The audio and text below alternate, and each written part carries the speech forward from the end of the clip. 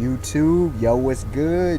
This is your dude back, the unexpected wonder, back again with obviously another Magi, the Labyrinth of Magic section review. This time, chapters 25 through 30 of the manga. Now, if you've been following my videos at all, if you'll see this in the future, took a couple days off. And I'll tell you why, because I read chapter 26. It was actually late one night and it was non-eventful as can be. Let me just put it this way.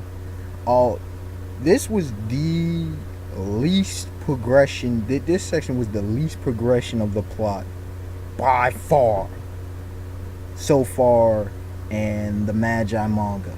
Now, although it's strange because time-wise, it moved along 6 months, half a year. But as we talk about the plot progression, oh my goodness. Oh, this thing started off slow. But Otaka, you know, that's all you have to say. Shinobu Otaka does it again. Like he does.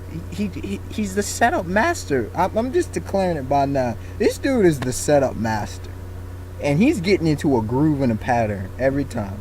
Alright, so like I said, I'll break down before I do the review of each chapter, I'll break down each of the chapters, what they were. And this is actually probably going to be far shorter than this section review is going to be far shorter than the rest of them, because you see the rest of them be going like 15 minutes. Alright, first 26. 26 was a conclusion chapter. That's all it was. Okay. 27, straight up setup chapter. 28, action chapter. 29, hell, I don't even know what you call 29. 29 was like, it was a modified setup chapter. And chapter 30 was just, it was a transition chapter. A pre-transition. Anyways, alright, chapter 26. There ain't much to talk about. Yeah, this was, oh my goodness. So what we have here is, you know, Aladdin defeats Ryosai, and yeah, so Haruka and the rest go back to the Hwang Empire, you know. Oh, but before they do, they're helping build up the Kuga Clan village. With that being said, nothing else really happened in the chapter, because Aladdin, all he does is he goes to the caravan marketplace or whatever, you know, the week later, and the only part that's worth mentioning, two parts. First, it was the how the caravan leader dude, he was like, say bye to your brothers and sisters, and that was cool, again with the family thing. But then the only other part mentioning in chapter 26 is that Aladdin goes with them and they travel and it takes 6 months to the west or whatever. That's it. There was nothing more into that chapter. Chapter 27. Okay, chapter 27, my goodness. I was getting worried a little bit here. You know, we starting the Morgiana arc. That thing started so slowly. Like, I'm speaking, that's exactly how I read the chapter. Like, it dragged and dragged. And, you know, it was about Morgiana getting over the thing about her past slave. I know she was a slave. Don't get, look. I guess the reason why I was disappointed was because I really thought she was going to be with Alibaba. But no, she joined up with another caravan. Like, seriously. Like, for real. And, you know, she's still holding on to the chains of her past. And I get that. She's been a slave for a long time. I get that. But, I mean, okay, you'll see why I'm upset. It's because she's so strong. Like, she's not mentally strong, but she's physically a monster. In a good way. So, anyways, so it's dragging. There ain't much to talk about. Oh, yeah, she's with some caravan people. So, okay, okay. So, what happens? Otaka. Dude. The dude does it again. What does he do at the end? Boom. beautiful transition to chapter 20. Because what does she do? She's like, okay, I'm gonna help you people with the caravan because I need to get to where I need to get, which is Balbud, and y'all can't go and take me there. So what I'm gonna do is I'm gonna kick the ass of all the thieves that are up in that fortress that used to be a quarry. Y'all hideout, yo, yeah, Oh yeah, and they do see slave traders, which also reminds me of her past, and which was actually foreshadowing. Anyways, so she gets there, she climbs, jump, boom. I need to talk to y'all. Just the way it ended was epicness. And then we go into chapter 28, just action. She just kicking them behind, she kicking the ass. Oh, the thieves can't do nothing. And then I knew what was about to happen. When that big old dude with the cleaver, that cleaver knight tries to calm down, and she just, and we see some things about it. We see, we already saw glimpses, but we get full explanation. The finalist clan, man. These folks are just, oh my goodness. This is what I'm talking about. This is how you do a manga for action right here, yo. Like, this female, and she's not even a full adult yet, we find out. Oh my goodness. She's in beast mode. But what happens? Of course, Otaka's got to throw in a little something. Can't make it too easy. So the slave trader, the poison and everything from the bird and all that, she gets chained up, and then we see it thrown in. It's like, oh boy, what are we about to have here? But then, again, Otaka, great job. What do you throw in? You throw in this little girl. At the end, it's like, oh? So, which leads into chapter 29. And there, she meets her. And I even forget the little girl's name. That, to me, it's irrelevant at this point.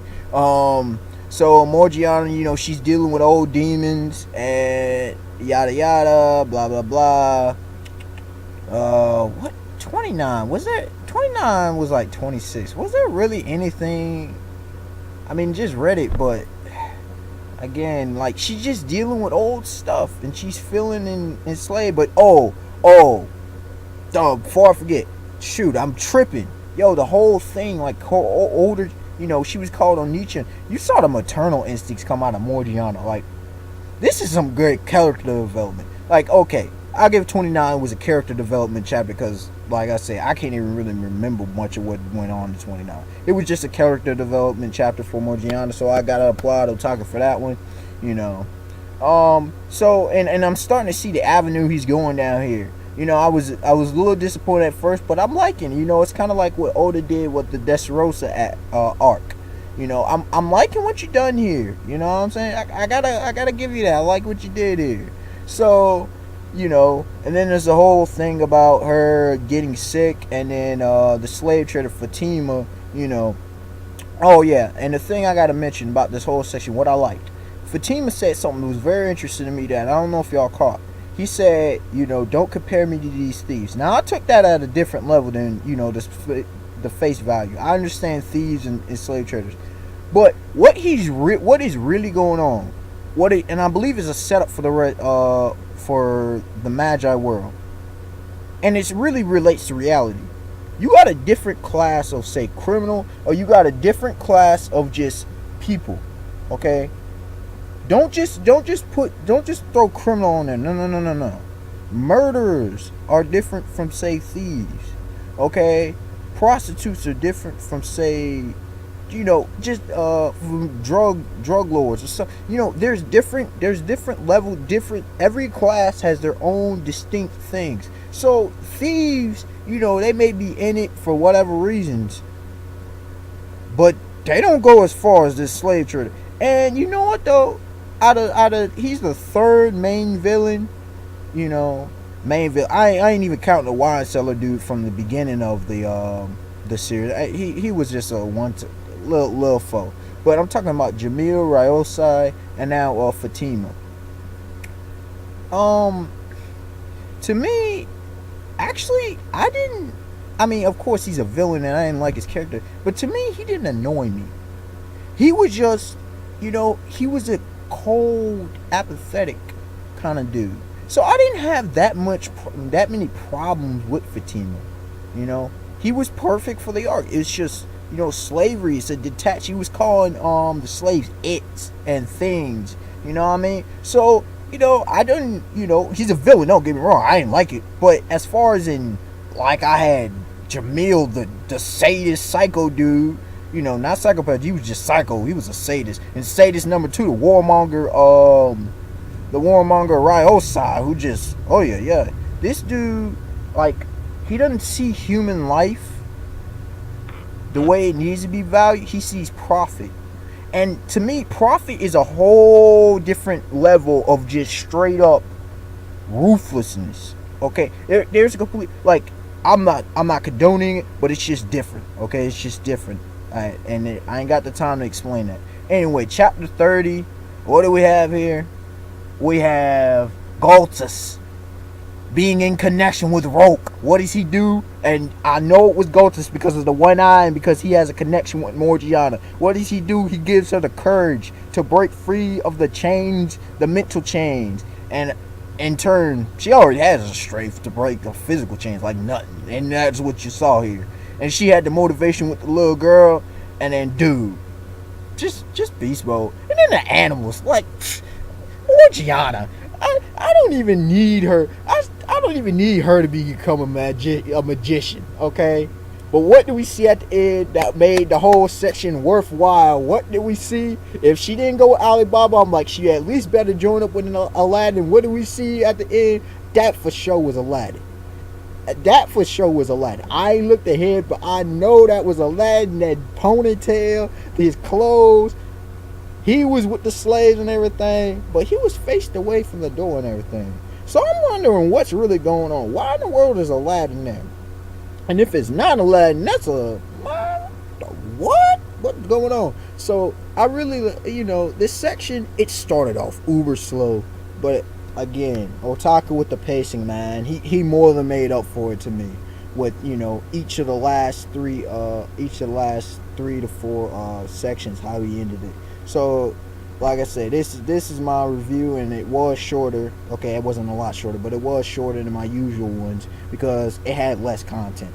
Okay, like, comment, subscribe. Tell me y'all thoughts. How y'all liking Morgiana for now? I'm telling y'all, I told y'all she would be a major player, and she's gonna be huge, yo. And what y'all think? Do y'all think she's gonna join up with Aladdin? And probably not go to her homeland at least for a long time. She's gonna join with him on the journey. Tell me y'all thoughts. Alright, I'm out here. Peace. This is the Unexpected Wonder, and I will see you again in my next video.